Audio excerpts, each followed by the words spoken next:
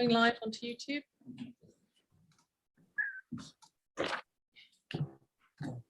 Are you ready to start the webinar? Okay, Laura? Yeah. Where are the mic? I'm starting now.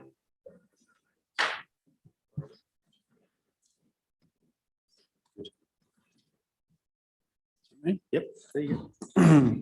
Hello everyone, thank you for joining us tonight. This is a meeting of Frome Town Council. I'm Andy Rintmore and I'll be chairing this evening's meeting. We want to make sure that all of our meetings are available to as many people as possible, regardless of where they are. So we are using a hybrid technique to set up some councillors here in the Town Hall chamber and everyone else via Zoom. For those in the room, a little housekeeping. The emergency exit is to the rear corner of the room and the assembly point is on the far side of the car park. Toilets can be accessed at the end of the corridor on the right-hand side, and there is an accessible toilet to the right of the lift. Tonight, Paul will clerk, Laura will manage the slides and take the minutes, Sarah and Rachel will manage the questions board, participant settings and IT generally. The meeting will be recorded for minuting purposes and we are live streaming to our YouTube channel. And we on for agenda one now? Yeah, We've got some slides. so just Laura, can you put the slide with Bob Ashford on? There we go. Let me just say, Cool. welcome, Bob. Okay, agenda one is a short presentation from Bob Ashford from Fair Frome. Welcome to the meeting, Bob. Nice to see you. And you, Andy, thanks. The floor is yours, mate. Okay, thanks. Can you hear me? Can everyone hear me? Yeah, okay. Thank you very much, first of all, for the invite. It's a bit strange being in a room with other people again, but it's also very pleasant. Just in terms of Fair Frome, if you haven't heard of us, I'm sure you have. But I did send out a letter sort of before Christmas to every councillor, listing all the things that we've done over the last 12 months, which is kind of what we always do. But just so, without going into the detail, obviously because we haven't got time and you've seen it already, but just a reminder that obviously the food bank is one of our biggest projects. And that's probably been running now for the last 8 years, almost when Fair Frome started. We've developed a furniture bank as well, which has also been running probably about 4 years. We run Food at 5, which is a sort of free takeaway, 3 nights a week throughout the year, even including, I think, New Year's Eve this year as well. And that provides, I say, a free hot meal to people who come along, who are on benefits, low income, universal support. There's never any questions asked. The meal is there, they take it away. It used to be a sit-down sort of meal, obviously before COVID hit us, but we continued with the takeaway service, which probably services about 30 or 40 people at each sitting or standing, should I say. We also run what we call Holiday Hunger. We've done that probably 3 or 4 years now as well, and we do that in conjunction with Purple Elephant. I'm sure you're aware of them as well. So they provide the holiday activities and we provide a free meal. It's all referred now, people, families on universal credit or free school meals come along to that, and that runs for 3 days a week in every school holiday. We also have what we call an assistance scheme, and that's been running probably for the last couple of years. And it is what it says. It provides financial assistance to whomever, or almost everyone, who is referred to us by all the other agencies. And just to stress, everything that we do is via referrals from people like Citizens Advice, Job Centre, medical practice, social workers, etc. The assistance scheme, that's been particularly busy over the last year. So some of the things we've done, we provided laptops to children who were homeschooling, through because of the pandemic, other people that needed them for job interviews, etc. We provide sports equipment, really it's pretty wide ranging. And I think one of the beauties of it is it's a fast turnaround. So we get requests and we can turn around very often within 24 hours. So it's a fast and sort of reactive service. We do that, some of the things we do with Rotary and Lions on the assistance scheme. So some of the bigger items like carpets, etc., they will part fund that with us, which is really good. The other things we have done, and particularly around Christmas time, again, we provided hundreds of toys to individual families, again, who were referred to us. We provided food to schools in the area to give to families on universal credit or on free school meals. And we've done that throughout the year, really. Every time we have any kind of, if there is ever an excess, which isn't very often, then we phone the schools and, do you want this food? Yes. So we give it to them and they then distribute it to families that they know that actually need it. The other thing we do, really importantly, is actually meet with other agencies. So I think it's every 6 weeks, we organise a meeting of other agencies, organisations, voluntary organisations in the town, Fair Housing for Frome, again, Citizens Advice, job centres, schools, etc. And the idea of that is to sit down with other people that are working with or supporting some of the people that we are as well, and just see, what's happening in the town, if there's a need that some of us aren't meeting, what we can do, if there are any hiccups, etc. And it works really well, just in terms of sharing information, sharing best practice. The other thing we do is around campaigning, which is quite important too, because it's not it's one thing to provide services and food, but actually there's a much sort of deeper underlying need in terms of why people arrive at that situation in the first place. So, we, the trustees, have agreed, and we have throughout the year, we've written to our MP, for instance, about the decrease in universal credit. We've written in the past about budgets which we felt are going to unfairly impinge upon the people that we serve. And that's a really important part of our work.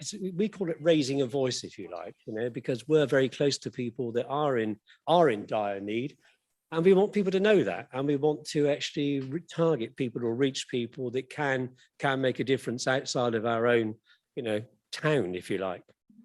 The other thing I think is important to say is that we are supported by, and we also support actually local businesses and other voluntary organisations. So we get sort of cash help from local businesses, we get cash help from individuals, we get cash help from you guys.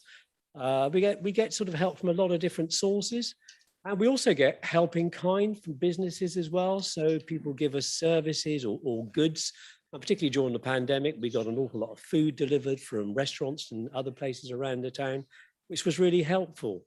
But we also support those businesses as well, because as part of the food bank, we give away meat vouchers and fruit and veg vouchers. And those vouchers go to the local butchers and the local fruit and veg shop in the town. So we're in effect supporting them as well, supporting local businesses, which is a really good thing to do, as indeed you guys do.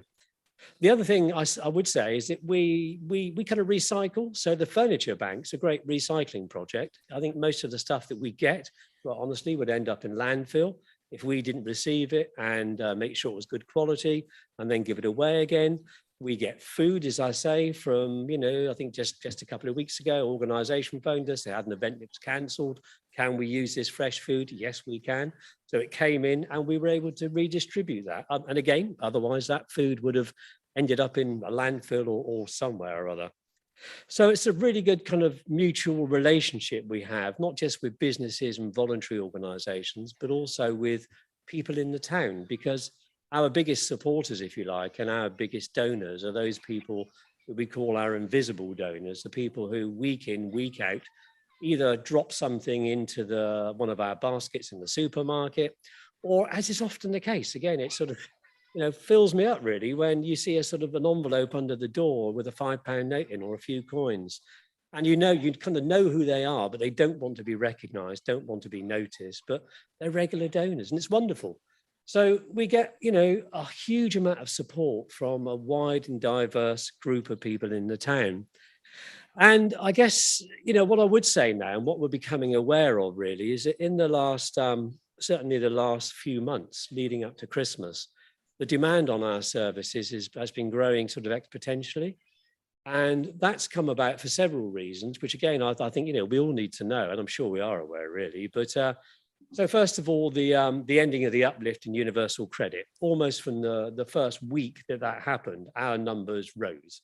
And you can see a direct correlation between that happening and demand on our services. So there's that. We're also now hearing, of course, about fuel poverty. People are really struggling already to meet their fuel bills. And we know from April, when the bar on that rises, that's going to have a fairly catastrophic effect, I'm bound to say, on people, who have seen their welfare benefits cut, who have also not seen their income rises, or find themselves out of work for one reason or another. So that's going to have a dramatic effect. The other one, which is coming in, of course, will be the rise in national insurance. And again, that will hit, I think it's no secret, that will hit those who are poorest, who are most in need, most who are in work, and poorest, the worst off. The other thing that's I'm sure you've heard about today is around inflation. It's 5.4%, I think, today, isn't it? And that has a tremendous impact as well, because again, people's welfare benefits and incomes aren't rising anything like that amount. So again, we expect to see, and we are already seeing, but we expect to see a continuing rise in demand on the services that we have. And we've also, seen during the period of COVID, the pandemic, that there are huge health inequalities in the town as well. There are many people, if you're poor, very often you have health issues as well. The two very often go together because you find yourself on benefits or unable to work. And the number of people that we've seen who are still self-isolating, who are still concerned about sending their vulnerable kids to school, really is quite significant. So, we've said it sort of feels like a perfect storm, not just coming. I think it's already arrived, and it's not going to get any better, which is, fairly grim news, really. But it's the reality. It's what's out there, and it's what we're able to see.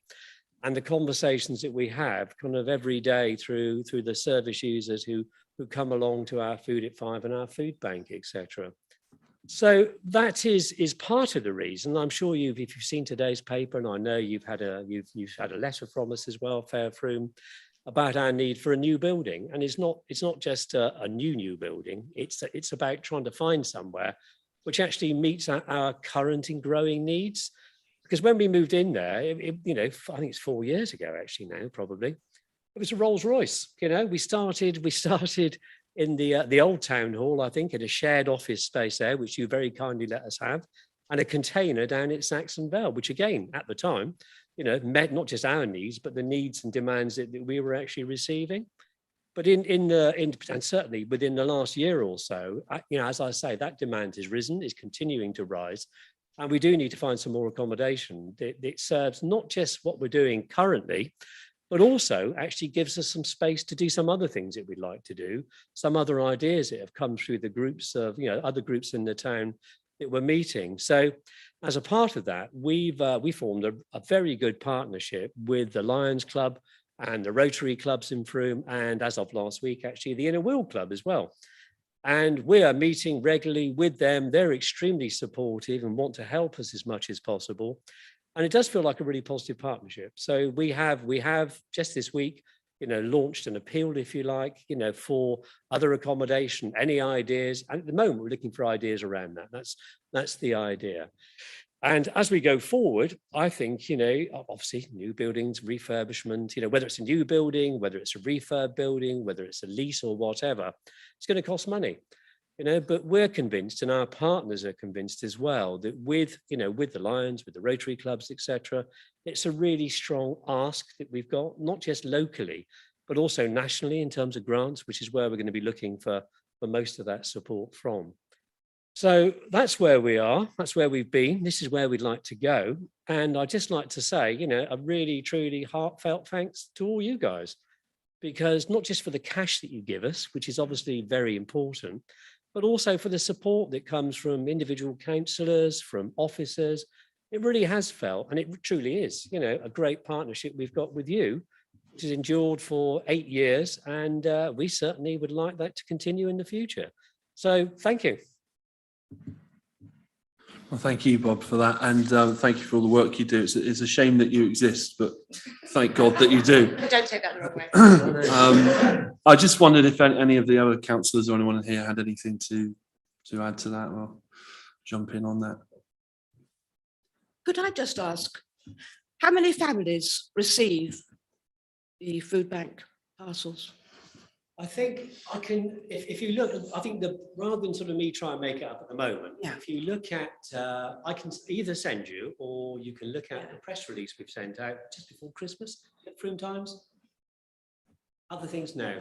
I can remember you gave, because you come quite often, don't you, Yeah. and give update reports. And I can't remember exactly when it was, but it was over 1,000 families in Frome that you were helping. Yeah. Has that number gone up? Most certainly gone up. Yeah, I mean, without the number, I think it's around 200 a week. But the number in the last 3 months, October, November, December 21, we did over a third more than we did in the similar period previous year. That's just the food bank.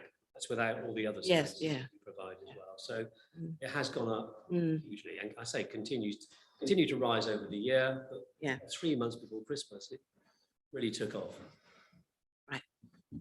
Thanks, Jill. Thanks again, Bob. Keep me in the loop with Is everything. anyone online want to, any questions? Any online comments or questions? No. Nothing like a no. All right. Okay. Thanks very much. Agenda item 2 is apologies for absence, declaration of councillors' interests and approval of the minutes from the last meeting, which was on the 17th of November 2021. So thanks, Anna. Apologies from Maxine Crawley and Scott Ward. And there are 5 councillors virtually present. Sorry, say again? Andy, sorry, did you want to say something at this point? Apologies, didn't see you. No worries, Paul. I just thought we needed to give virtual apologies for not being in the town hall. Yeah, if I just for simplicity's sake, so we have 5 councillors online with us for zooming in, and technically they need to give their apologies, and they are, I think, Anne Hills, Rob Collett, Andy Palmer, Lizzie Boyle and John Nelson. Have I missed any councillors who were virtually here? No, that's all. So those are the apologies. Excellent. So what's next? The approval of the minutes. So, So any declarations of interest? oh, sorry. Yes. Okay, yeah. No, say no. Say the way around. Paul, you didn't get a proposer and seconder for the apologies, sorry. Thank you, Laura. This is something new, isn't it? I keep forgetting. Thank you very much. We just need somebody to propose to accept those apologies. Richard, seconded by Sarah. Everyone vote. So that's unanimous. You got away with it this time, guys. Thanks, Laura. Okay, so what's next now? Was there any the approval? with any more declarations of interest? No. Don't think so. Okay. No. All right. Okay, so let's approve these minutes. Want someone to propose the Okay, minutes? proposer for the minutes, Mark Dorrington, seconded by Nick Dove. All in favour? Minutes. Okay. That's majority. Cool. So we're on to agenda item 3 now, which is questions and comments from the public and councillors. So who's doing? Laura's doing the online, isn't she? So Rob's got his hand up. Rob? Oh, you got me with my pants like down. I'm afraid I was looking for the item in the past minutes, but it's about the tree preservation order, which Richard brought up in the last minutes, and there was some move to approach Mendip District Council about preserving those trees. I was wondering where we got to with that. Chris Stringer, are you able to bring us up to speed on the work that you and Helen have been doing lately?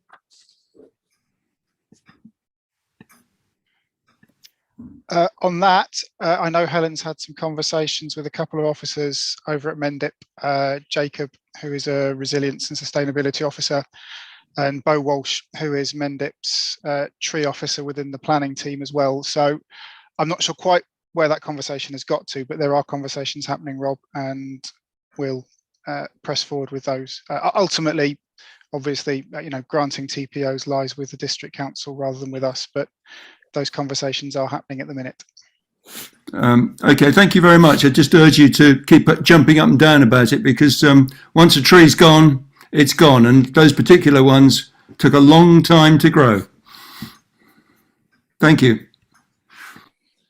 I can add to that account, actually, because we raised the issue in a meeting with Ross Wyke and Tracy Aarons from Mendip District Council a couple of months ago now, actually.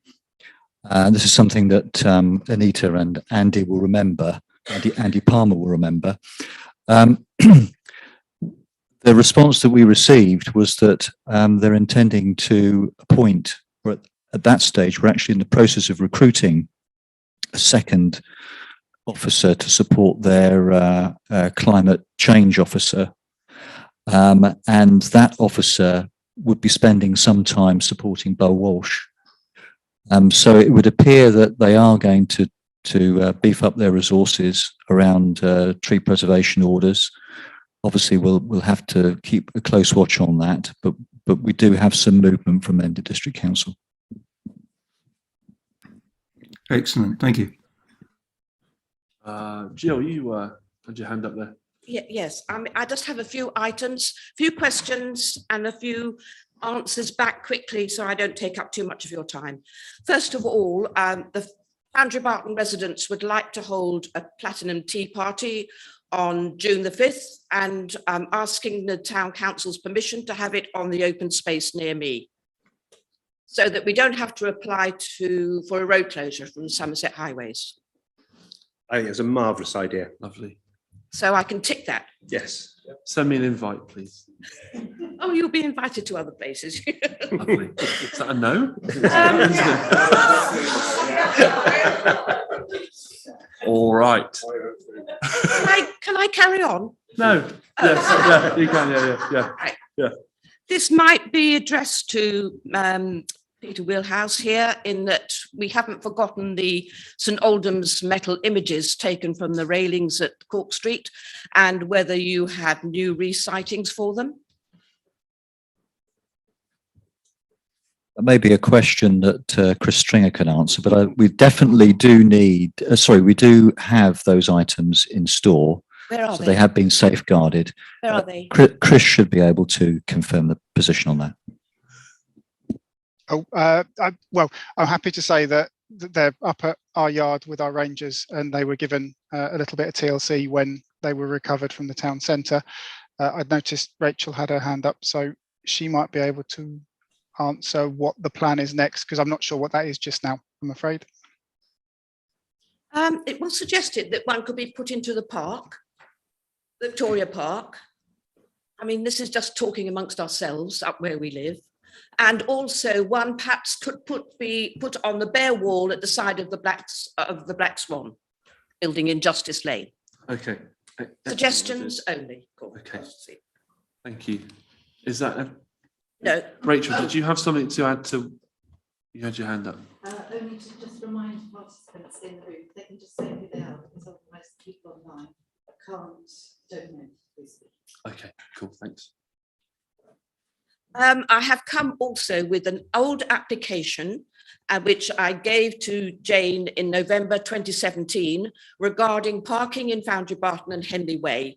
Foundry Barton is the one that obviously concerns me. We do seem to have some new fresh faces of people parking in the street and going to work, and half on, half off the pavement. And we find this unacceptable. I put this in application and I gave it to Jane and to John Clark together with a map. We want double yellow lines on the junctions and on the corners to stop cars parking and giving blind spots, which to me is a danger. But then I expect they'll say, well, we haven't got the money and we haven't got the time, and it probably won't be done. But we are going to keep pressing, because it'll be the 5th year that we sent this application in. Jill, as we know, that's a Highways Authority issue at the county. But what I'll do as a result of that, I'll write to remind the parking Thank people to look at it. Yeah. And And also I'll remind John Clark as the county ward councillor, and Yes. Jane's got something to add, I believe. Just to say that it's all been submitted as part of Somerset County Council's car parking review, which I think has been with them certainly over 2 years now. And you know, there are lots of areas on there where we're waiting for yellow lines, and it is something that we do keep reminding them about constantly and asking. But yes, it is all tied up as part of the car parking review. So would you be able to write to the relevant people then at county just to remind them that this is actually quite an urgent thing now? Yeah, I will do. Thank you. Thank you. Thank you. Just quickly on, Blind House Lane is in a dangerous situation regarding a heavy fall of leaves, which seems to cover, and it is wet and slippery and dangerous perhaps for pedestrians. There's a street light out, Cocky's lamp out in West End, and it's number 3 on the post. Regarding the closure of the temporary post office in the old co-op shop in Westway Precinct, I understand it is closing at the end of February. Can you confirm? I'm not aware. I don't know. No.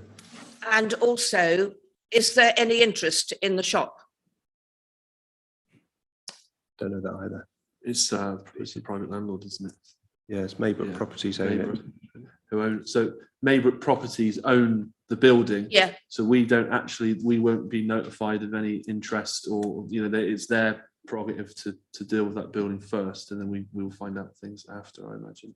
Right. Or So down through the grapevine. we don't know. I know don't think nothing. anyone knows. I don't know, certainly. Just to say that I keep in regular contact with the estates manager for Maybrook, and when I last spoke with him, there was nothing to report. So I'm not aware of anything that has been announced. Right. Just the last item is that when the library is closing for opening again on the 11th of March, I understand, with building and refurbishment work. Inside the library is a police station post. Is there going to be an accessible police post while the library is closed for people of Frome in the town centre? Jill, I don't know the answer, but I'll take that one away because I'm meeting up with the police next week, I think. So I'll ask the question and I'll come back to you. Okay, right. Okay, thank you. Thanks, Jill. Great stuff. Okay, so the next agenda is item 4, and it's to agree to enter into negotiation with Mendip District Council to acquire a series of open spaces in the town. I just want to thank Rob for his question in the last bit, because I didn't. So thank you, Rob. And this next bit is with Paul. So over to you, Paul. Yeah, thanks, Andy. Laura, do you think you could share the screen? And maybe you've put the font of it. I'm not sure I can see it from here. Pardon? Oh, sorry, yes. For those who can't see me, I'm Paul Winder Clark at Town Council, and we're taking agenda item 4 here. And it's about entering into negotiations with Mendip District Council about acquiring some of the open spaces that they own. Just the sort of the big picture, what we're trying to do is get in quick before the unitary is established in 2023.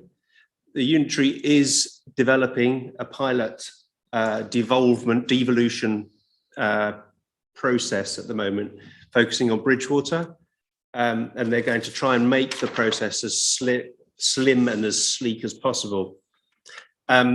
But that's not going to come online until at least 2023. And we don't know where we'll be in the queue in the catchily title there, the unitary sphere.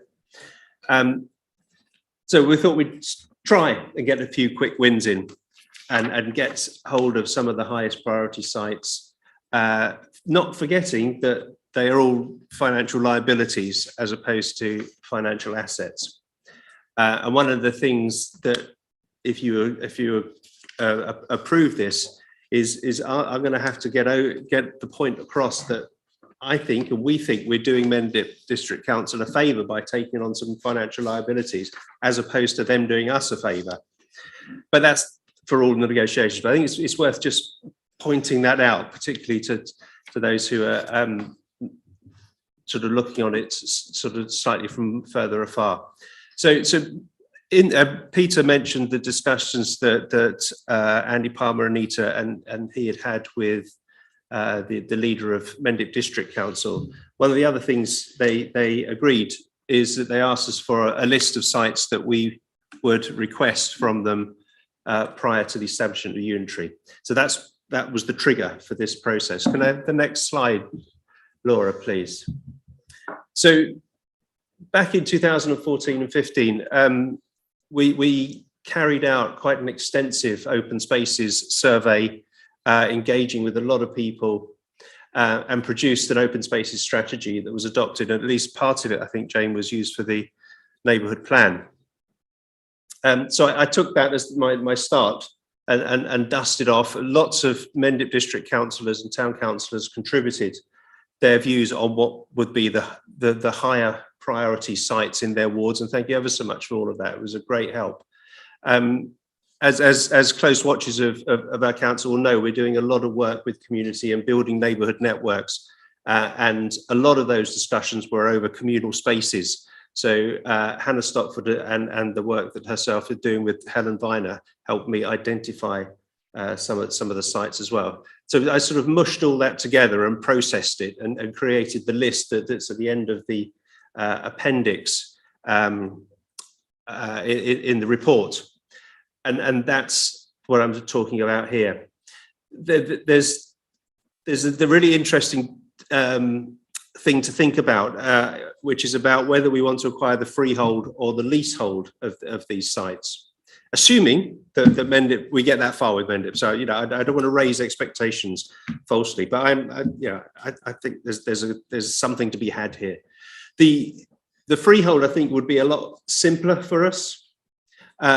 We know that a landlord with a leasehold arrangement, that the tenant always has to ask the landlord to be able to do things. We came across something similar when we were trying to work with Mendip over the Boyle Cross, trying to ask their permission to do things that were so blatantly great for the town, and it was just really difficult. So from my point of view and from their point of view, I think transferring the freehold would be much simpler. And it ought to provide a solution for them, again, administratively, because if they hold the leasehold on all these sites, all those sites will need to be transferred to Somerset Council. Whereas if they're off the books, you know, there's that many less things to do. I think that might be a selling point. So my preference is freehold, but if it's impossible, we have taken on leasehold of some of the sites in the town, and you know, it would be a second best, but it would give us a lot more control than what we have at the moment, and we could work with the communities then to do that. And not surprisingly, there's an assumption that all these places will come across for £1. There's an interesting debate that Mendip is having with itself at the moment around what best value means. Some of the places, and certainly historically, Mendip have maintained that they have commercial value and therefore they're legally obliged to do that. I'm not sure about the legal side of that, obviously, but I think reading the guidance that the government published on best value, as most recently as 2015, best value doesn't mean best commercial value. It means the best value bringing into account the environmental value and the community value. And you put all that together and think, okay, where does it fit? And I think the advantage of I think all of those sites that are in the list without exception have really high social and community value. Many of them have high environmental value as well, and certainly all of them have potential high environmental value. So I'm hopeful and going into these discussions positively, if you agree tonight, to try and get as many as possible on them, the freehold, and for as little as possible financially. Bearing in mind that we're taking on a financial liability, not the other way around.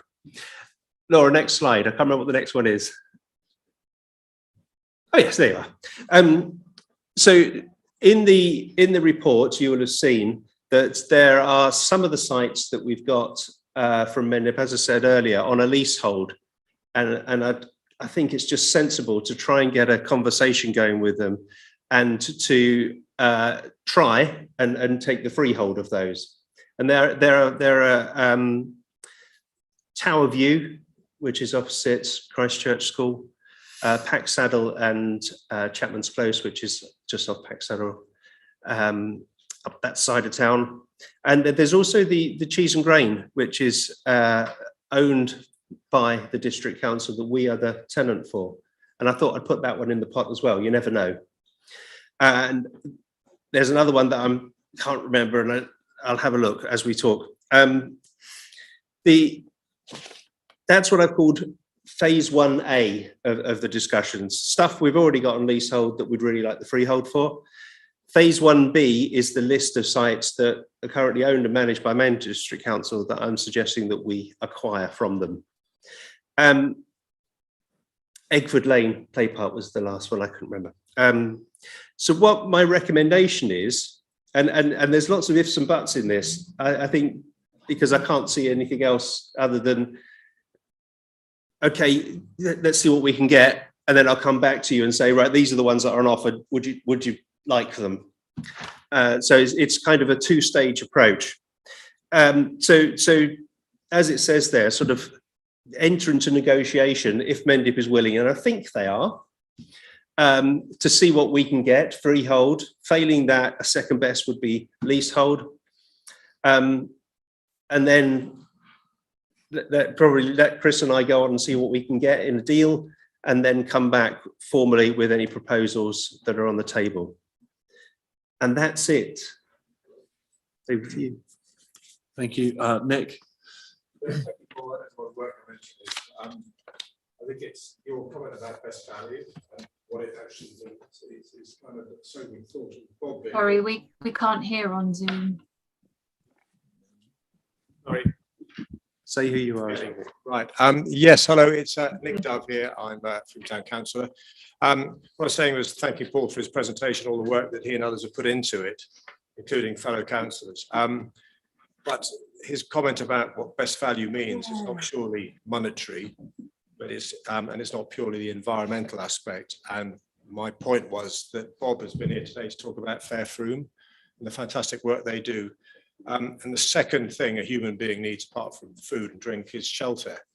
And we live in a town where a lot of people have been priced out. And I really hope that we will consider, should we get some of this land or all of this land, that some of it will be used for affordable housing, however we can manage that, whether it's a community land trust or some other method. But I think it is really, really important that we do recognise that there's an urgent need for that in Frome now. Thanks, Nick. Richard. We never washed it after the comment. Surfeit of microphones. Double mics. Councillor Ackroyd. Yeah, I think the list is quite comprehensive now, and it's great that you've put it together, Paul. Thank you for that. I think we should be asking for some of these things to be put over to us. I think it's really important, especially if in 12 months' time or 18 months' time or whatever, they're going to be controlled in Taunton. It's a long way from Frome. So I think it's only for the good that local people here can keep an eye on things. We've got good people like Jill who will let us know if we're not running them properly. But that, you know, and at the moment we got this kind of awkward thing that Jill or whoever comes along and says there's an issue, and we then have to go to Mendip or have to go to county, and we can't do things. Even changing a light bulb, you know, is a difficult thing because tracking somebody down who's based in Shepton or in Taunton, they may be here in a few months' time to change a light bulb. It's crazy. So I think the more of those things we can get hold of, the better. And I think in most cases, we can make a really good case that we can look after them better. So great. Thank you, Richard. Are there any more comments, Rachel?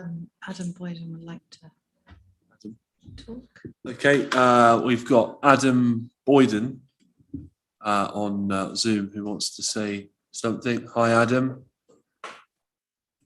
John's got a hand up then. And then we'll go to John afterwards. Thanks. So can you hear me? Yep. Just about. Oh, great, thank you. Yeah, it was just to say that instead of maybe just assuming that because the site is on the list, it should go through.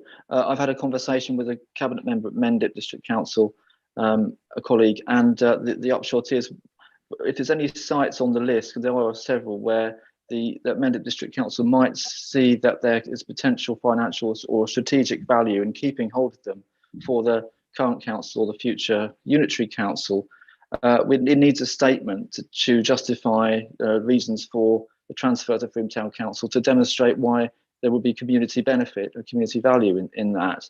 And there's several sites around. I'm preparing a statement for sites in and around College Ward, because I know them, and I'm inviting local residents to input to that. So this is just to say that's what's going to be needed for some of the sites. So it's up to, I think I've talked to Paul Wynne about this, town clerk, and I think Paul's agreed to sort of receive statements from willingly helpful Mendip District Councils, district councillors, and local residents perhaps as well, and that will have hopefully put together the statements into the submission to Mendip District Council. It's a bit circular because Mendip District Council councillors asking Frome Town Council to take over sites from Mendip District Council, but we see the benefit of it because we've seen what's happened over the last, say, 10 years. So I think that would be useful to note. So if any other district councillors want to give me a call about this, I'm happy to talk to you. Thanks. Or Frome Town councillors as well. Thanks. Thank you, Adam. We can head over to John. Nice to see you, dude. Yeah, nice to see you all. No, I guess it's just a question really, to what extent the set of green spaces on the list there overlap with sort of assets that were originally handed over to Mendip for a pound back in the day when there was an asset transfer that way. It would just be interesting to know that. I think maybe that could be helpful in the analysis, possibly, if it does overlap. Maybe it's all different. Let me take the last one first, John. There are certainly some sites that it would have been probably Frome Urban Borough Council acquired and handed them over to Mendip, and maybe Mendip are looking for us to pay to get them back. One I think is well known is the site at East Hill, and that's one where we know that Mendip have at least set a precedent with that to develop it. So I'm aware of some of the sites that were handed over to Mendip in the first instance. I'm not sure, however, whether it'll cut much ice with them. Do you want me to take some of the other ones that we had earlier? Yeah. Okay. I think, Nick, your point about the need for social housing is well made. I think what the route we could take is that if any of those sites that are appropriate for social housing, we can have that discussion when they're on the table. But absolutely, Rich, I agree. Shortcutting the process for people like Jill and say, yeah, sorry about the street light, we'll deal with that, or thanks for letting us know, we'll deal with that this week, would be so much easier and a better service to the community. And Adam is absolutely right. There will be some sites that Mendip believe to have commercial value, and what our job will need to be as part of this negotiation is to try and build up the case that shows that the environmental and or the social and community value of these sites exceeds the commercial value. How you can have an imaginary value or intangible value equating to monetary value is a hard one, but it's going to be a subjective decision. But the more support for the transfer from community, I think, and the community saying how it manages, how it values those sites, the better, I think. So I think it's going to be a really interesting one. Got two more questions if you've got time. Yeah. One from John Warman. Okay, can you hear me? Yes, we can, John. Good evening to everyone. I'm slightly perturbed because a number of the sites that I believe are on the list were part of a recent proposal to put social housing on. Now, it is very well recognised by obviously very many people that we need more, excuse me, social housing in Frome, as in many places is the case, of course, but we do need it. And I am hoping that there will be better provision, for example, through the Mayday Saxonvale site, where there will be quite a number of houses.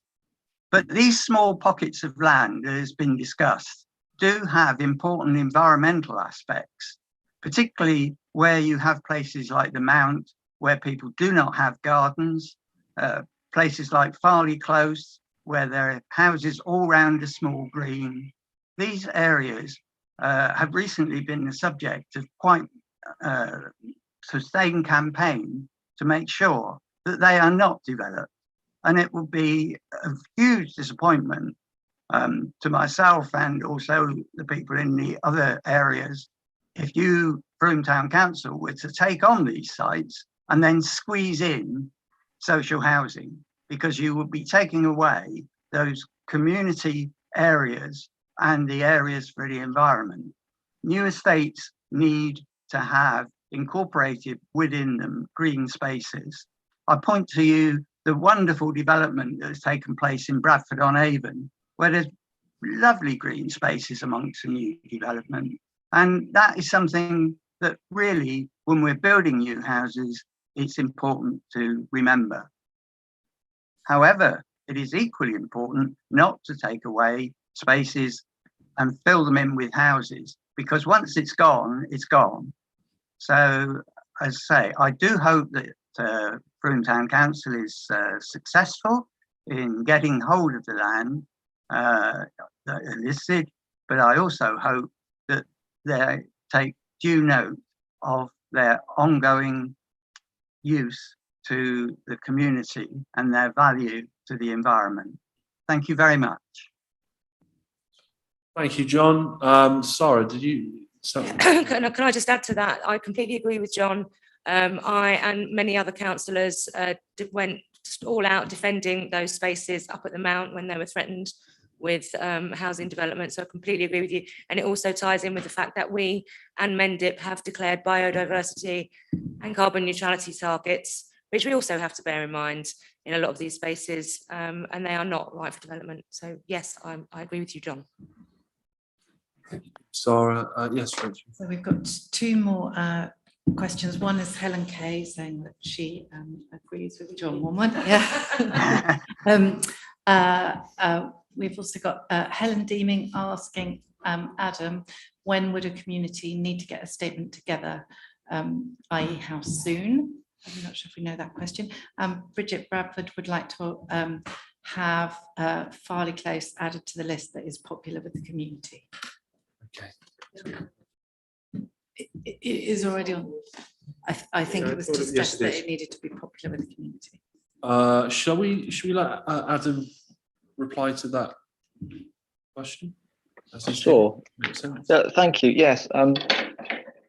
Yeah, soon. I think the answer is soon. If statements can be put together by district councillors, town councillors working together with local communities that care about these spaces, then the answer is soon. And in the next week would be great, but it really depends on the town council's timescale for applying, for requesting the permission to obtain the spaces. So it's really a town council timescale, but I assume the answer is soon. And Janine Nash is the district councillor for the Farley Close, or one of the two. So she'll be in touch with the people that have cared about that space so much, and to follow on the email I sent today. I hope that helps. And Helen Kay, I'll be in touch. Thank you. Can I just respond to that, Andy? If councillors agree tonight that with the recommendations, I'll approach the Deputy Chief Executive at Mendip to meet as soon as possible to discuss these sites, and from there I'll get a timetable and be able to answer Helen's question about timetable as well. So between us, Adam, I think we should be able to head that off and get some clarity. Rachel. Great, thank you.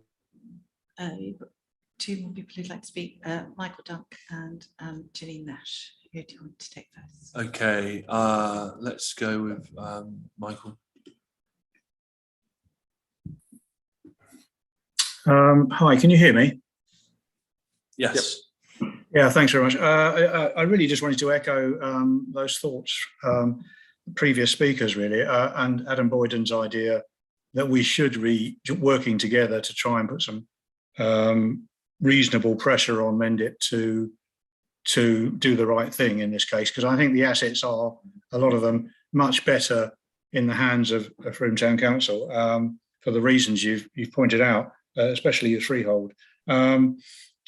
I think you might experience a few problems, but I would point out that those sites that they did look at were on the majority. I mean, they basically discounted them all in the end as not being viable. And that includes not just because of the comments from people, but because I think the Community Land Trust, I can't speak for them, but I think they had concerns about some of the sites as well. And I'm hoping that, as per the previous speaker, that we can try and leave some green spaces in Frome. So, but I really think it's a great idea that you get on with it now as soon as possible. I'm hoping that the sort of any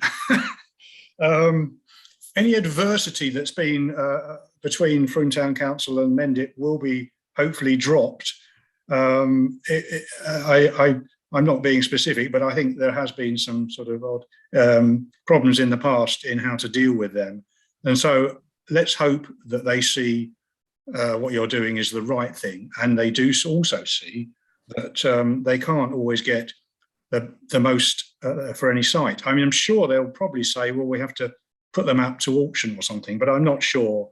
I think we try and persuade them not to do that. But anyway, good luck with it all, and I'll do what I can. Thanks. Thank you, Michael. Rachel, can you remind me of the other? Janine Nash. Janine Nash. Janine Nash. Hi all. Helen, I've already made contact with Bart and we're going to try and talk tomorrow. And as for Farleigh Close, equally, emails exchanged and we're going to start those conversations tomorrow. I'd like to also follow on from Sarah and John about the use of the spaces and how important they are as green community spaces. So thank you for those comments. And in respect to the comments that we're going to put together, the community statements, I think it's just that we should be really careful to make sure that they really align with the best value guidance from the government to make sure that we tick all those boxes and maximise our submissions. Cool. Thank you, Janine. One more from... So we've got one more comment from Jenny Jones, who says, please can we also note the huge importance of Broadway community gardens, the ecological and community spaces and valuable. We'll be happy to write and collate pieces from the community as well. And she then goes on to say that she also echoes not to infill all the small green spaces with housing. Thank you. Richard. Do we need a mechanism to collect all these thoughts? Should that go through district councillors perhaps, or should it go through somebody at town council? I mean, you know, like an open source document that we could all add our thoughts to might be good. If we know a site particularly well, or if we know residents around there, they could tell us what they think and we could put those thoughts down in one document. It might. Yeah, that's what I arranged separately with Adam and with John Clark, and I think if the three of us get together, we can make sure we take Janine's point about making sure we collate it in a certain way, and then I think we can start populating it. But absolutely. Thank you.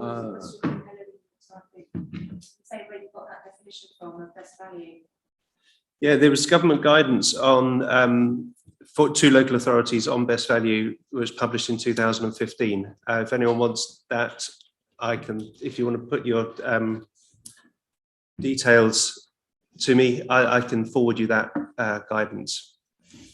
Just a little side with a thanks to Andy Jones for finding that for me. It was really, really helpful. Thank you, Mark Dorrington. Yeah, Mark Dorrington, councillor. At the moment, we're negotiating the transfer of these small pieces of land with Mendip, and we hope that we'll get them negotiated over to us. In the future, land that when Mendip withers on the vine in a year's time, their assets presumably will go to Somerset, the unitary. We will be asking for assets in our town that are currently held by Mendip.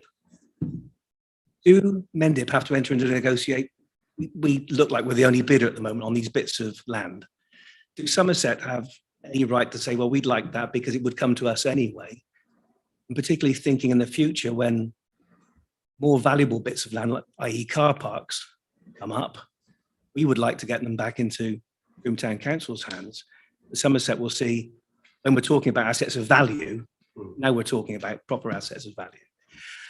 How do we negotiate, how will we negotiate when Mendip is gone? Do we negotiate with separate, because by default it will all go to Somerset? Do we ask Somerset for it back, or do we try and get those pieces of land now before Somerset gets it? Yeah, it's a really good question, Mark. And the answer is, I've got a pretty strong steer, and district councillors here, please correct me if I've picked it up wrongly, but where there are valuable things like car parks, for example, the unitary kind of shadow project board will have to okay those for the very reason that you say, well, actually, they might be quite nice for the Somerset Council to have. So in the sort of the period between now and 1st of April 2023, that kind of informal negotiation is going to happen to make sure the sort of checks and balances are in place. Once the unitary is established, and if Frome Town Council wants to acquire more, the advantage, perhaps, the disadvantage is it's over the horizon at the moment, so it's quite a way away. The advantage, perhaps, is that what the Somerset County Council said in their business plan for the unitary was very clear, which was about there would need to be a business case put together for a package of assets and liabilities that more or less equate each other. So income would equal expenditure. Now, that would be by far the most appropriate way for us to go around. The problem is that that's quite a long way and we never know when it's going to be at the moment. So the proposal on the table tonight is to be a bit opportunistic and accept that there are these high community value sites that would be really good to have now, and we can start working with the community to do things that they want to do. So in the short run, it's one of, I'm clearly proposing that these are liabilities, they're not assets we're proposing to take here. But for all the points made about the importance of them in an urban area, I think it's worth a try to try and get as many. But the deal will be done, the big deal, if you like, with sort of car parks and other services that may cost a significant amount of money will be done with the unitary. But when, I'm not clear about at the moment, and no one else is either. Thank you.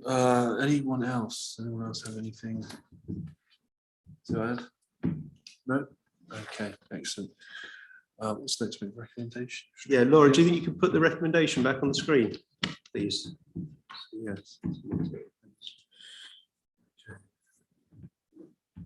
I reading this out? Okay. Proposer, Nick Dove. Seconder, Sarah. In favour? That's unanimous. Thank you, everyone. Thank you. Thank you to everyone that pitched in there. It was a great discussion. The next agenda item is number 5, is to approve the work programme budget and precept for 2022/23, and that is with Paul, Sarah and Peter. Hand back over to you. Yeah, I promise not to talk as much on this one as I did in the last one.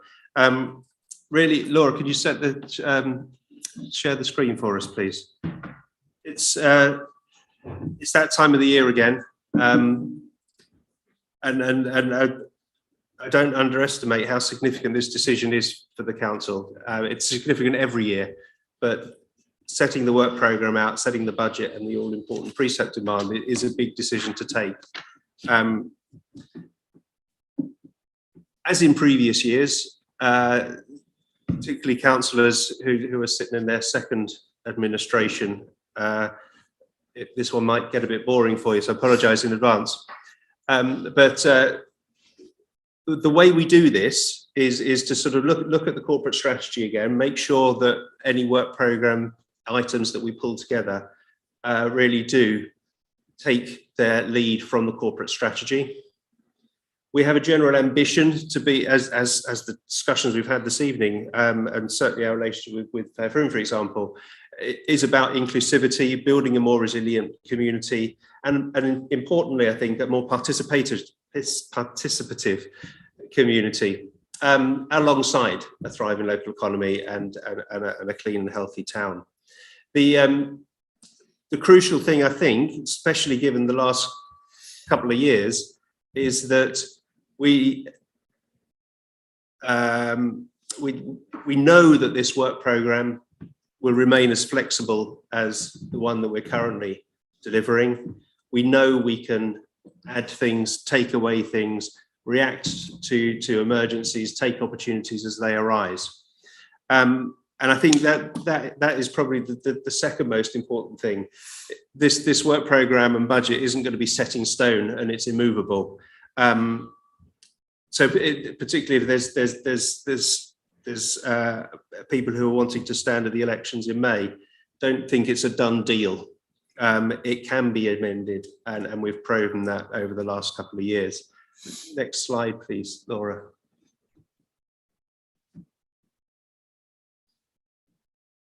So these are the kind of the highlights there. I won't read them all out because you can all see them. But it begins to just drill down a little bit deeper into the sort of the type of community we want to work with and to support.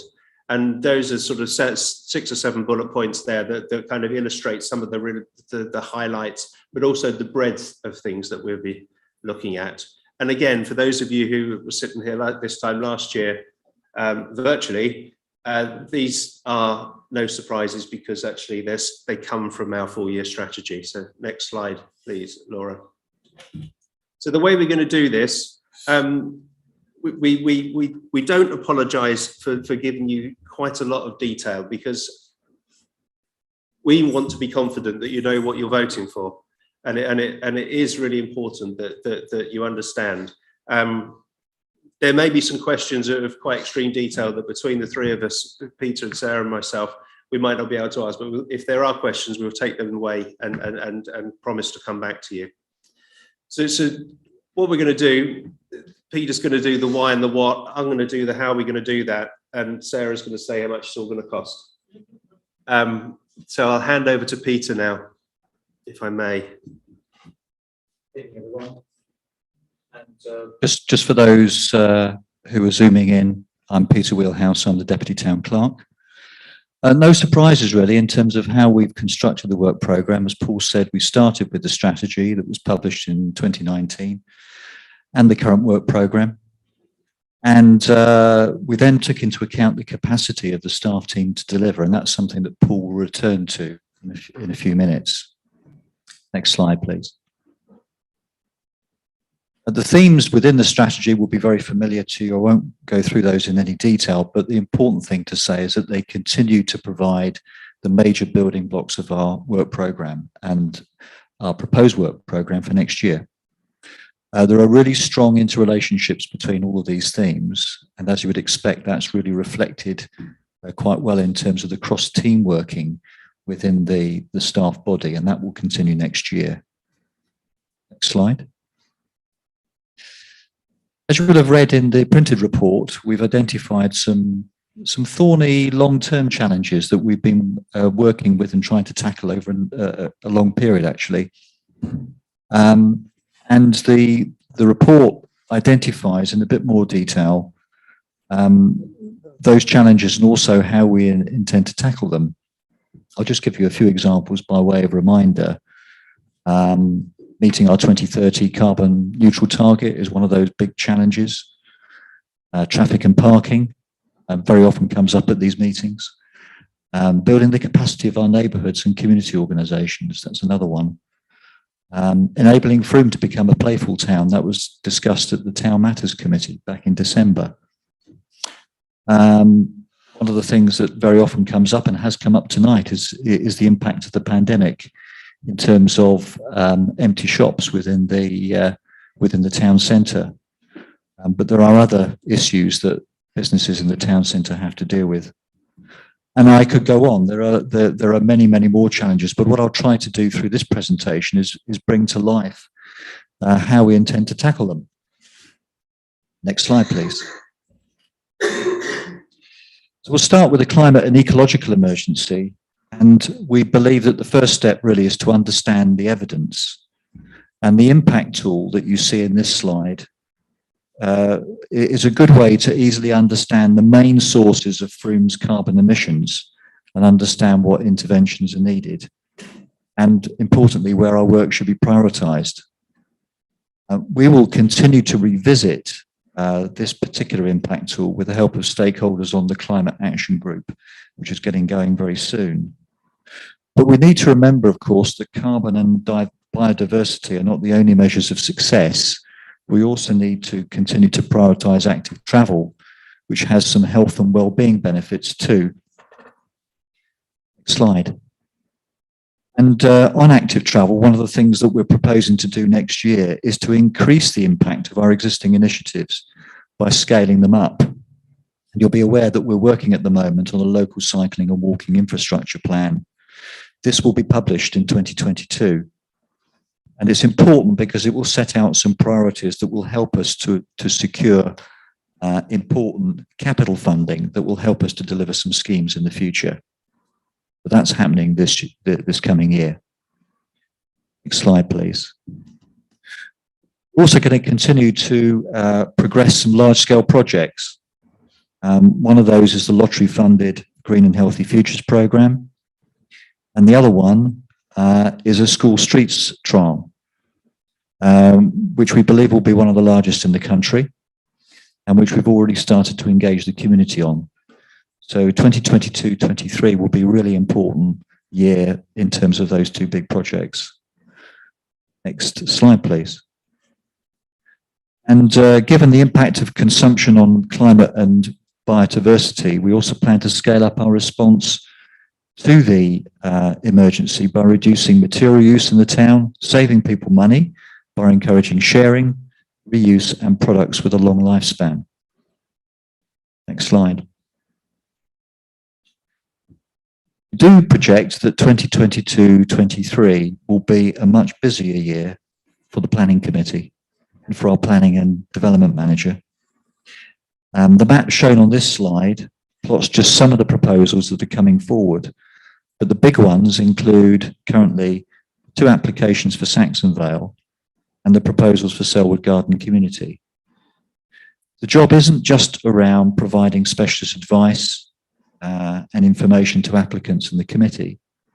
It's also about providing a voice to the local community, addressing the pressures that these major development proposals place on the infrastructure of the town. And one of those, of course, is our transport infrastructure. So working with our partners at other local government tiers is going to be really important in terms of developing an integrated and town-wide transport plan. So we hope we can make some progress on that in 2022-23.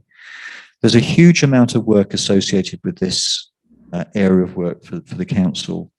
We need to build the capacity of the staff team to address that workload, and Paul will come onto that when he talks about the staffing.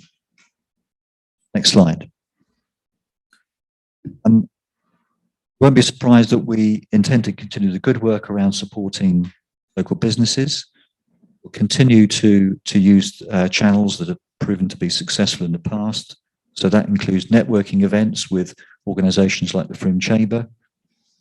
We have a proposed business festival for later in 2022, is quite exciting. But other things that we have done before, like Frome Busks, they will also be appearing in our events plan.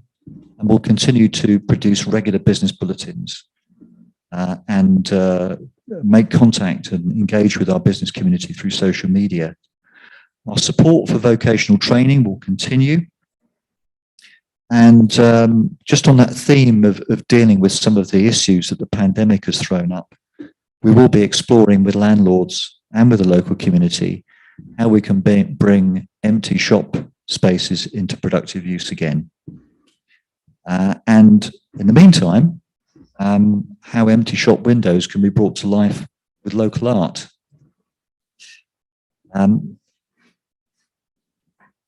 Next slide. Subject to external funding, we'll continue to pursue opportunities for regeneration.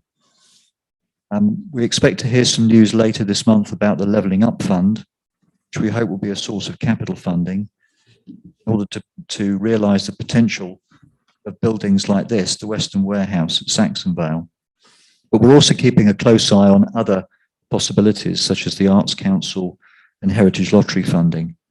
There are potentially a number of sources that can assist with our cultural regeneration. Next slide. In the communities team, the work to support the neighbourhood network and street groups will continue. We hope to boost our capacity in this area with national lottery funding through 2022-23. Next slide. Do you know the play strategy was adopted in December? It's intended to guide our work across the board, across the whole of our work programme. And it's not just about supporting young people, it's also going to be meaningful for our adult community as well. And the objective is to benefit the physical and mental well-being of all residents in Frome, not just young people, but those who are older too. And the important thing is that implementation will bring together the work of a number of teams.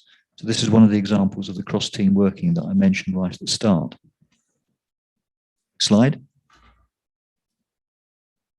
In order to better understand the needs of community organisations and to develop a programme of support that best meets these, we're looking to commission a piece of work that identifies what we have, what's missing, what we can do, and how to best take an enabling and coordinated approach to supporting our community sector in the town. So that's something for next year too. Next slide. Spoke about the play strategy earlier, and in next year's work programme, the environment team, led by Chris Stringer, we're focusing on repairs to play equipment, as well as new play opportunities to help implement the strategy and complement the work of the communities team. Next slide.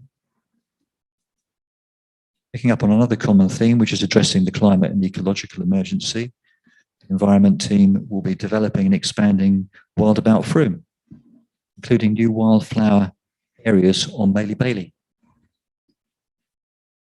Next slide. We expect to resurface the pump track. We'll be introducing new lighting into parks and open spaces. And there'll be further work on the bridge and footpath links between Adderwell and Edmund Park. And in the work we do with local communities, we'll continue to try to balance the often competing aspirations for all of our open spaces. It's a difficult challenge for us, but we intend to meet that head on as part of next year's work programme. Next slide. Forgetting the business team. So to deliver on a wide-ranging work programme, it's vital we keep the organisational machine going. And in the business team, another busy year lies ahead, keeping the various cogs of our business running. And the next big project that the team will embark on, which will involve and support all teams, is the development of a corporate database.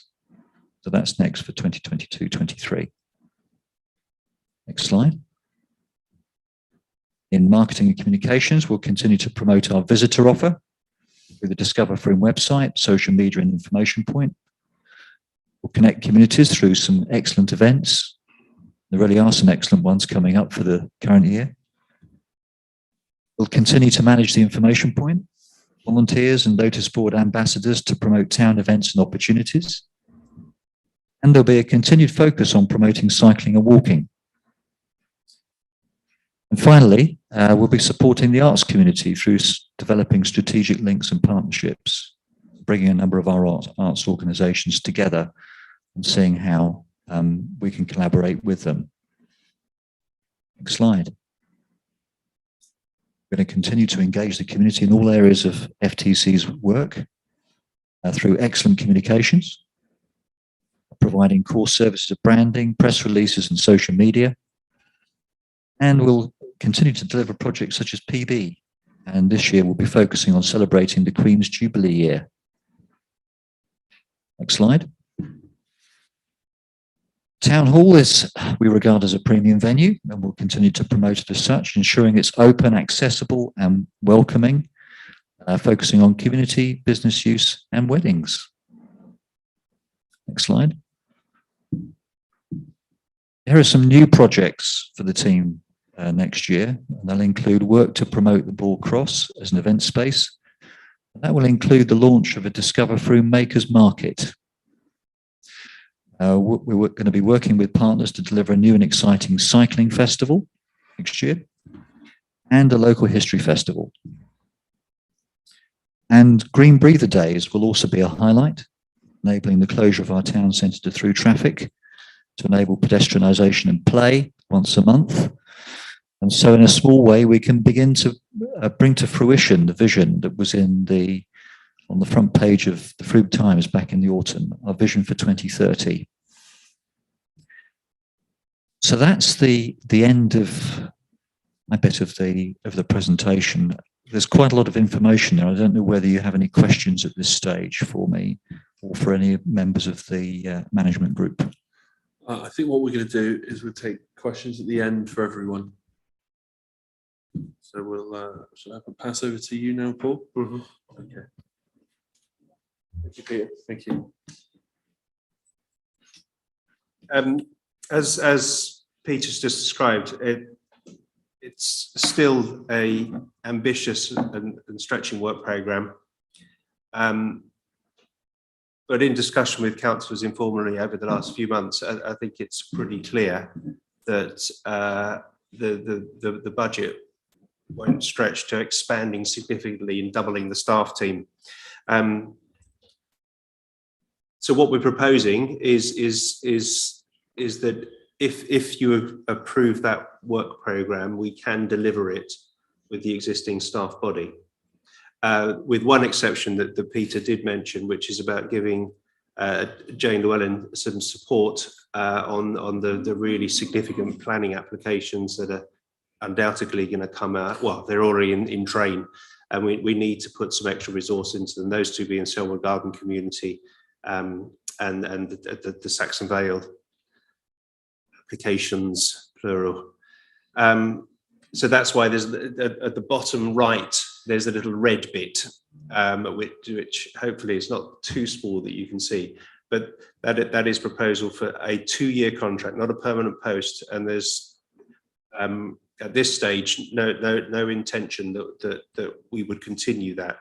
I think that's a really important thing. Mark Dorrington's sitting on my shoulder now saying, how long is that for? And it is 2 years. Otherwise, I'm reflecting there the existing staff body. So on that basis, I'll hand over to Sarah, if I may. Hi, for the people online, I'm Sarah Williams, the Finance Officer at FTC. So we published 2 documents detailing the work programme and budget, both of which include the same finances, but in different layouts. The work programme is shown by area, detailing objectives and including each area's related budget lines. The other document is a 3-page budget in a traditional accounting income and expense format. We build the budget required to deliver the work programme by starting from a 0 budget. We insert fixed costs, for example, annual maintenance, contracts, utilities, insurance, waste disposal, etc. Then we enter the manager's provisional budgets for their areas of work. And we take a steer from councillors over the precept. with the councillors' steer both on the ongoing suitability of the work programme and the limit for the preset demand to fund it. The management group then works through the detail, balancing work programme objectives against available budget. The results are shown in these two documents.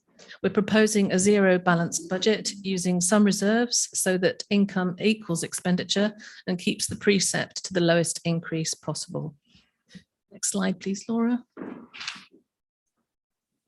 So we do have some new or increased areas of expenditure.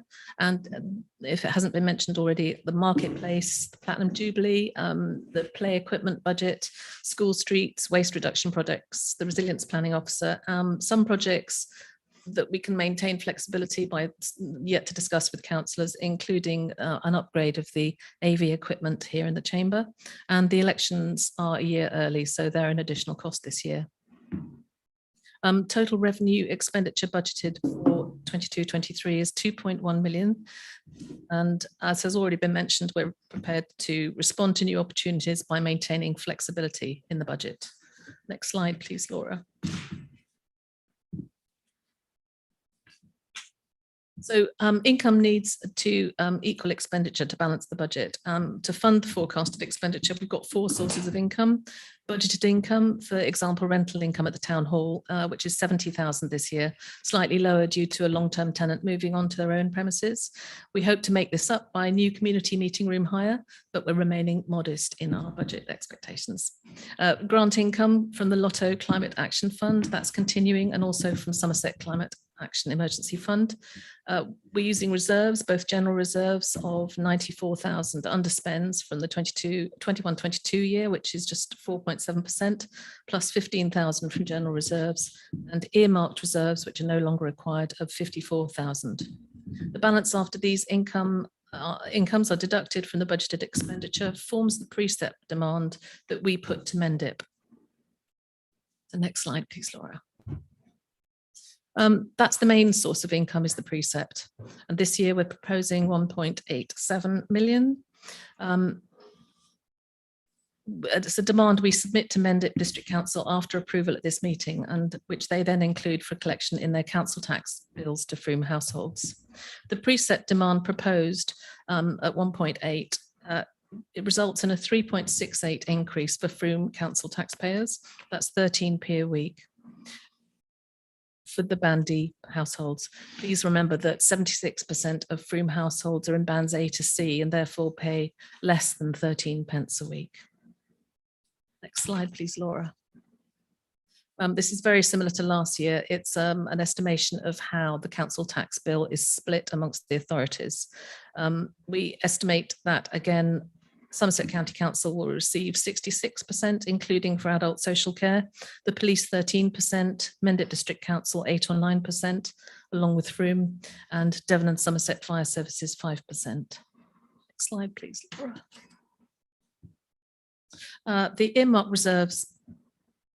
So we've published a list of the current earmark reserves and where we intend to add to them and take forward into next year. General reserves are for emergencies, and our financial regulations currently state the minimum we should hold is 180,000. Our year-end general reserves are estimated to be 209,000 by March 2023. And this figure could go up or down depending on any unexpected savings or expenditure during the year, but also during the last 3 months of this current financial year, January to March, as this will affect our starting figure. The next slide, please, Laura. So that's the equation. The proposed expenditure is 2.1 million. The deducting the income results in a zero balance.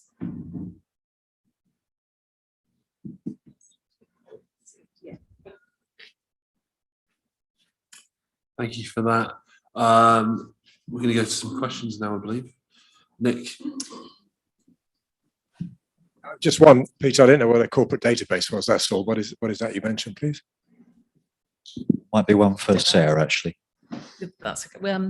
We're aiming to build a database that takes all our contact databases from all the staff and also feeds the Find directory that Kate and her team have developed. We've got bits of data all over the organisation in different formats, and we want to put it in one. Thanks very much. Thank you, Nick. Rachel, did you? Andy Jones would like to ask a question. Okay, Andy Jones, floor is yours. Thanks. I'm hoping you can hear me. Yes, Yes, yeah. So I recognise there's a huge amount of work gone into preparing the work programme with lots of great initiatives again. But I would like to ask that Council looks to find ways to evaluate their success. You know, I accept that a lot of FTC's responsibilities are relatively subjective, but as far as I can see, fairly few items on the work programme have objective metrics associated with them. It's a really good point, Andy. And if we had a longer time, it would have been one of the things that Peter would have included in his challenges that we face. And it's not something that we want to ignore at all.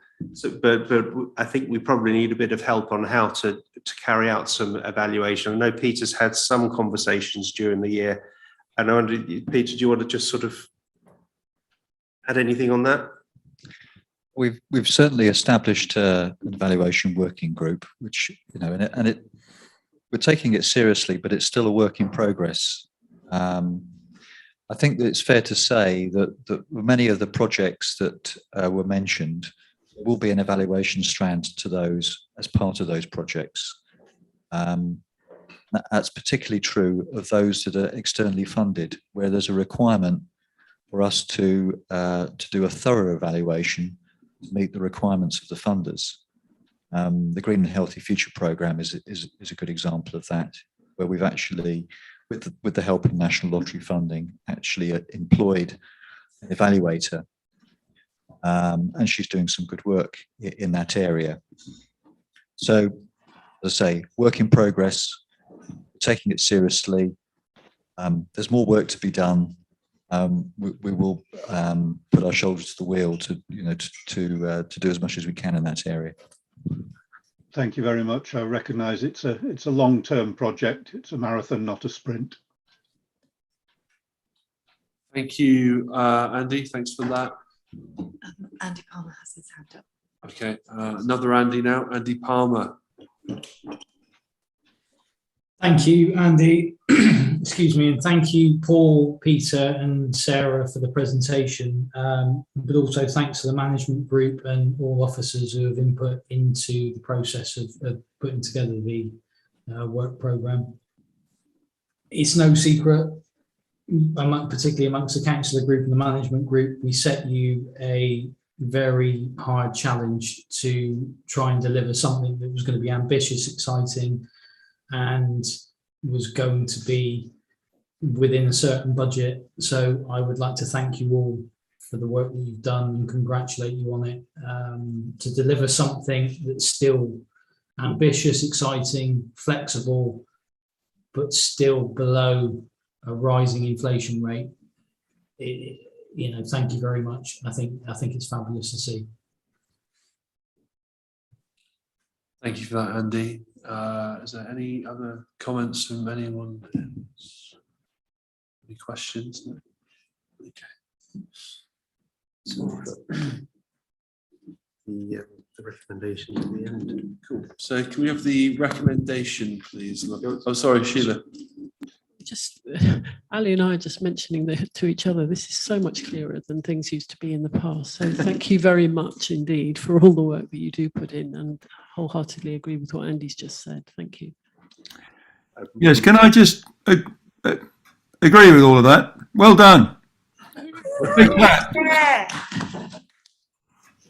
Thank you. We'll make sure we pass that on to all the other staff as well. But I think it's about continuous improvement, and it's good to see that you think it's getting better. Amazing. Cool. Thank you. Okay, so the recommendation is up. Take it all together, maybe. Yeah, if you think that's right. Yeah. Can I get a proposer? Nick, seconder, Sarah, everyone else? I'll switch out next time. That's unanimous. direct line of sight. The minutes might look a bit weird. Oh, it's lovely. Just say that was unanimous. Cool. Thank you. Okay, so we are heading to item agenda 6 of 20. No, I'm joking. Is to approve the risk register for 2022/2023, and that is with. Let me see. That was with Sarah. No, it's with She's Hannah. with Hannah. Hannah, sorry. Benicia. Yep. It's with me. So just to look at that, the report actually says 2022-2023, but it should actually be 2021-2022. So it's this financial year. Okay. So the recommendation should be fine, hopefully. So hopefully you've all had a chance to look at the risk strategy, risk register and action plan. Management of risk is not just health and safety, it's ensuring that we have sufficient insurance cover too. The risk register identifies and assesses all risks the council faces. This could be our reputation, safe use of chemicals, ensuring that Frome Town Council's events are safe and making sure the correct insurance cover is in place. We have separate risk assessments for events and specific tasks, for example, the Christmas switch on or using chainsaw equipment. The important thing is to identify risks and plan for how these risks can be mitigated, but not necessarily removing the risks completely. The insurance policy is due for renewal in April, so we'll be looking into obtaining quotes over the next few months. I've worked closely with Chris and Sarah on the risk register project, and I've also worked with other managers and colleagues for the risks that they are responsible for. There have been minimal changes to the risk strategy. The main change is that we now use a 4x4 risk matrix rather than the 3x3. This enables us to better reflect risk, as we now have a very high category. If there is a very high risk, it's unlikely that we would go ahead with the action that was causing the risk. Instead, we would research for a safer alternative. We've also updated the categories of risk: environmental, financial, inclusion, legal, operational, and physical. The risk action plan contains further actions. A lot of these are for policies to be updated annually, where the control measures will refer to the policies. Just to note, there's currently only one high risk, which is the risk of someone being injured in one of the play areas. There are no actions other than the control measures that are already in place and for Frome Town Council to accept the level of risk. On the screen is the new 4x4 matrix. So you look at the likelihood of a risk and the likely impact or outcome, and you times the two numbers to give you the overall risk, whether it's low, medium, high, or very high. Are there any questions?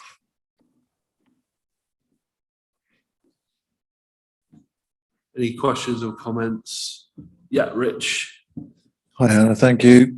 Just a comment. Well done. Good job. Good effort. It's a terrifically, can be really boring thing to have to do this, but it needs to be done. It needs to be done very thoroughly, and it's incredibly detailed. And we're very, very grateful that you do it with Chris and everybody else. It's really important. So thanks.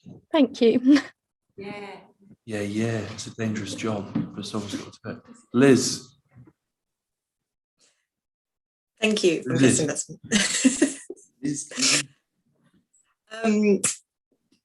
echoing what Rich said. Congratulations, Hannah, on a really great piece of work. Honestly, it's one of the most sort of comprehensive and professional looking risk assessments that I can remember seeing, and continues the sort of the work that's gone into this so far, and it's taken it to the next level, which is wonderful. I don't know, it's a thing for Paul, if this is something that could be shared with NALC or SALC, so the National Association of Local Councils, or the Somerset equivalent, to sort of say, look, this is how we do it, and big thumbs up to Hannah for all her work on it, because I think it's something as a template that other town and parish councils certainly could look at and learn from. It's fantastic. Thank you, Lizzie. Right. Does anyone else want to say anything? No? Okay, cool. So are we moving on to recommendation? So Laura, could you put the recommendation up again? So there is a bottom there. Okay. Proposer. Ali, let's go, Ali. Seconder, Sheila. Sorry. Next time. And then we'll all vote. Sorry, guys. That's unanimous. Excellent. Excellent. Thanks again, Hannah. Great work. Okay, so the number 7 is to approve the proposals for Boyle's Cross as part of Marketplace Phase 3 Trilogy. And that's with you, Jane. Thank you. So for those of you online, I'm Jane Llewellyn, the Planning and Development Manager. We've been working on a scheme to put some additional planters and seating on Boyle Cross area for a while now. And following some further public engagement, a revised layout for the planters was agreed, which meant we had to go back out to tender. And Nicholas Pearson Associates, who we've been working with, put together a very detailed tender, included some illustrative drawings that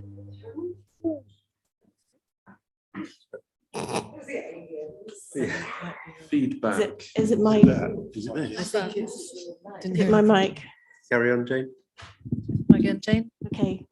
So yes, I was talking about some illustrative drawings, which you can see on the screen. The revised tender was sent to 6 companies in total, including those who had previously quoted. I updated the town matters meeting on the 8th of December, just advising that there was still some outstanding information required from the majority of those who had quoted. And as some of the quotes provided a price for manufacture only, I also contacted some separate companies to provide a quote for installation only to ensure that we could properly compare all of the costs. If we could have the next slide, please, Laura. So the report contains a summary of the costs, which you can see on the screen, and shows what elements of the scheme are included and excluded in the various quotes. Only one company, which was quote number 2, has provided costings covering all of the requirements. So that includes the manufacture and installation of the planters and seating, and includes the handrail. Didn't include the water reservoirs for the planters, but having spoken with Chris Stringer earlier, he's not terribly concerned about those anyway. Quote 5 is the next best price, but by the time you add the cost of the handrails, which was excluded from that quote, and based on the cost of the handrails from another quote, would be around £2,000, and the separate installation would be £3,828. And that's a difference of around £800. And in my opinion, that extra cost would be outweighed by having the continuity of the manufacturer installing their own work. And therefore, I'm recommending that we go with quote 2. As set out in the paper, some of the original budget of £15,500 has already been spent on additional design fees and an application to mend it to confirm planning permission was not required. So to go with quote 2 would require an additional sum of £20,000, which includes a contingency sum of just over 10% of the cost of the works. And this sum would have to come from the Saxondale Legacy Earmark Reserve. If that's agreed, the earliest installation date would be the end of April, which takes us into the PERDA period. And to avoid any possible charge of electioneering, it's also recommended that any installation takes place after the 5th of May. So if we could have the recommendation on the screen, and then I'll take any questions. So I think Rob's got his hand up. Rob and Paul. Okay. So Rob, you're up. Apologies, guys. No, I forgot to take it down. Anything to add while you're here?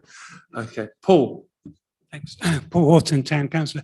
I just want to ask Jane, are we clear that all of the different bidders are offering the same quality in terms of materials and workmanship? That was something that Nicholas Pearson looked at for us when they assessed the original quotes that came in. There was some difference in the thickness of the planters, but the quote that I'm proposing is proposing to use good quality materials. Cool. Thank you. Anyone else? Rich? Thanks, Jane.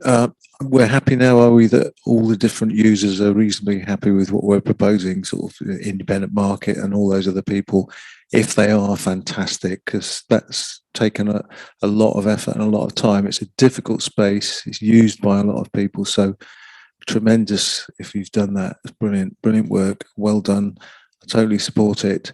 And hopefully the market are on side.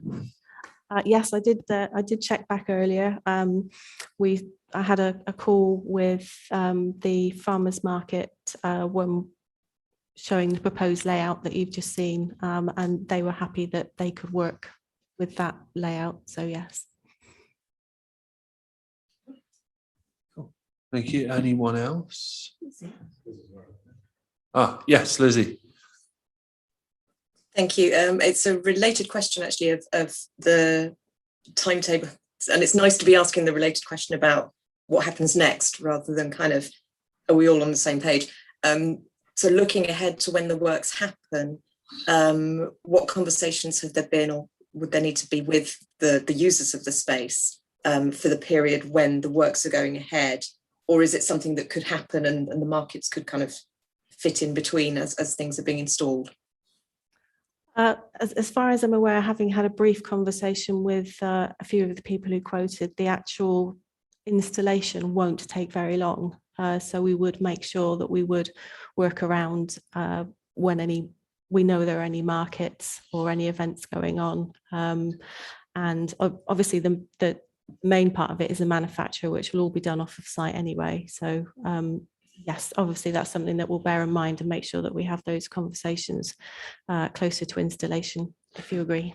Jane, just when you say very long, not very long. Oh, roughly 2 days. Okay. Yeah. Or at least that's what I've been told.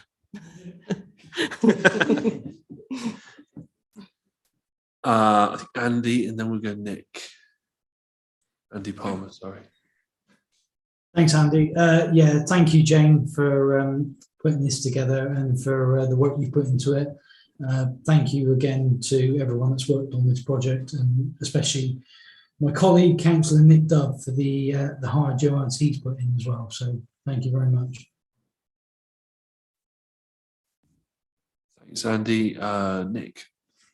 I was going to congratulate myself. I was going to thank Jane for having done it already. Thank you, Andy. Wonderful stuff. Anything else for anyone else? No? So I guess it's recommendation time. Laura, could you share the screen? Yeah, it's okay. Anyone?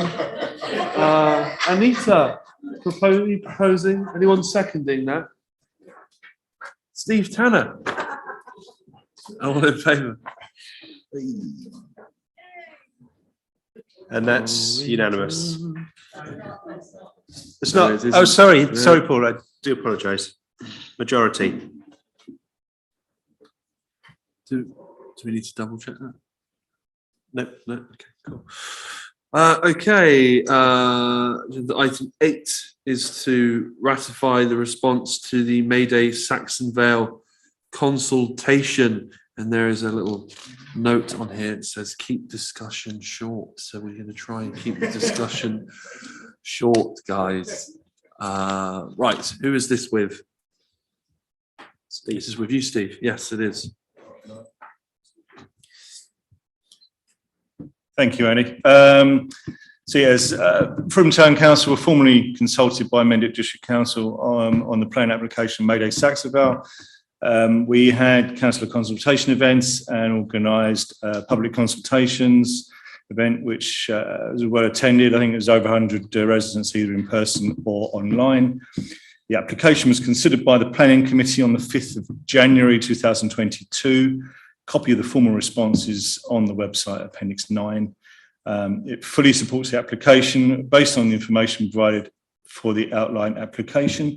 Given the significance of this application, Council is asked to 1, note the Planning Committee has reviewed the application in detail and engaged extensively with the community to understand their views, and secondly, to ratify the response of the Planning Committee. That's it. Excellent.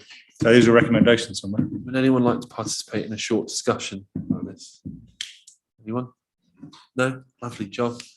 Proposer? Paul? Seconder, Ali. Yes. That's unanimous. Thank you. Jane. Lovely stuff. Okay.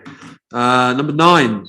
To approve an update to the climate and ecological emergency strategy, and that is with Nikki.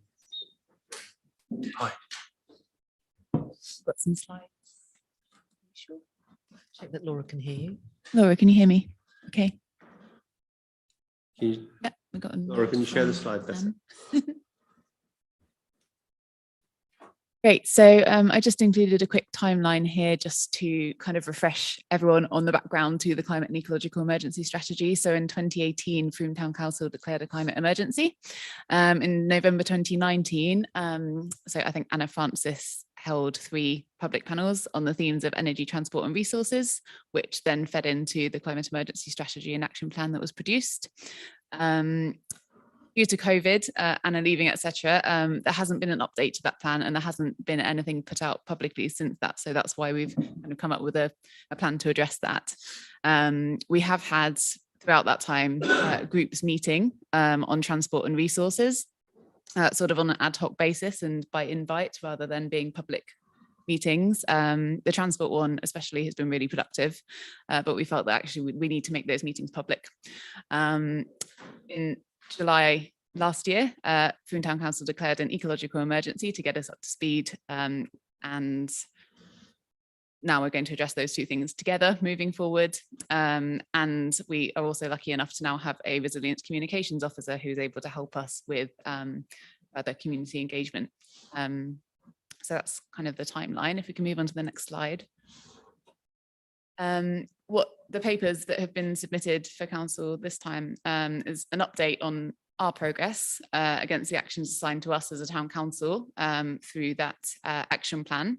There are actions in there as well for other levels of council, so the district council, county council, national government, and also community groups who've chosen to take on actions. The reason that we're kind of presenting this now is that there's obviously strong alignment with the work programme. Most of the actions that were kind of assigned to us as high priority in either last year's work programme or being moved into this one. And it's now probably time to review that, to look at what else needs to be done, to review our progress, and yeah, importantly, to go back out to the public. So we have established a climate action group, which Alex Nettle, our resilience communications officer, is supporting us with. Our first meeting of the group will be on the 25th of January. We have about 70 people registered for that so far. It will be online. And one of the main activities that will happen in that first meeting is to sort of review all of the actions in the matrix, and look at what hasn't been done yet, what needs to be prioritised, anything that isn't in there that should be. And then the proposal is that that group meets quarterly after that. We're working closely with groups like Sustainable Frome and with the Future Shed for that meeting, because we want those to be spaces where people can take away ideas in between the quarterly meetings to move ahead with projects. So the proposal is that we update the matrix based on what comes out of this meeting, and the final update in the matrix will go back to council for March for approval. Excellent. Lovely job. Do we have any questions or comments before we do something about that? No? The proposer, then, please. Oh, hang on, I'd quite like to say something. Sorry, Buzzy. Is that okay? Yeah, I just want to appreciate the amount of hard work which has gone into it. I'm really delighted to see this report, and I'm sure it can be improved a little bit by the public committee, sort of adding to it. But yeah, I just want to really, just applaud all the effort which has gone into it, and I think it's a real step forward. So thank you. Thank you, Rob. Thank you, Rob.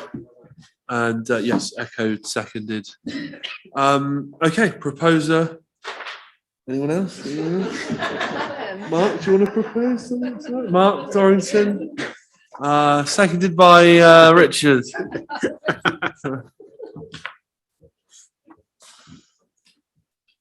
So I'm just crossing out all the names I thought were going to propose.